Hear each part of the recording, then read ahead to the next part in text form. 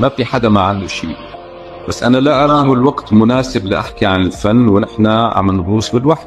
لقب بجوكر للدراما السورية، وعرف بأدواره الشريرة، ونال شهرة واسعة بعد تجسيده شخصية ال11 الفنان السوري القدير بسام كوسة، وهو من الفنانين المميزين في الدراما السورية، فقد لقبه البعض بالجوكر لقدرته على تقمص الشخصية بإتقان شديد.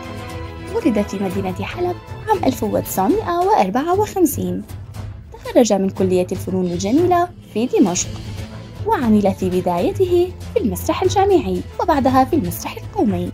بدأ مسيرته الفنية عام 1981 خلال مشاركته بمسلسل عز الدين القسام، وبعدها توالت أعماله، فشارك في مسلسلات مثل أيام شامية والإخوة.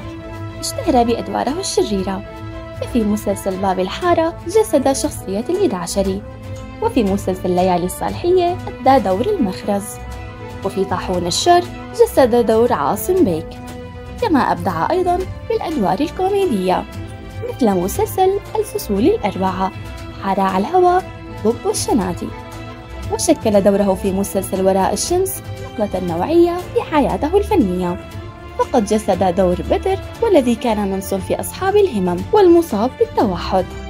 حصل بسام كوسة على جوائز مختلفة لأعماله، منها جائزة أفضل ممثل 3 مرات عن أفلام الكومبارس، المتبقي، وتراب الغرباء. وكذلك حصل على جائزة أفضل ممثل عن أعماله وراء الشمس وسحابة صيف.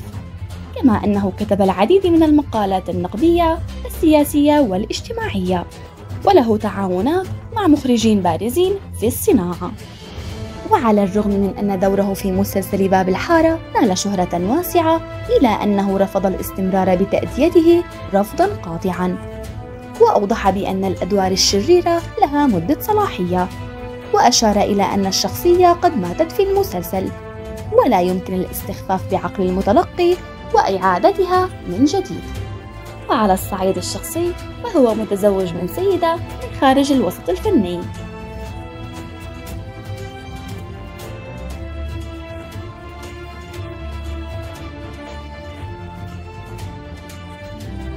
ولديه منها ولدان، وهو متكتم بكل ما يتعلق بحياته الخاصة، لكنه يؤكد على دور زوجته المهم جدا في نجاحه ووصوله إلى ما هو عليه الآن.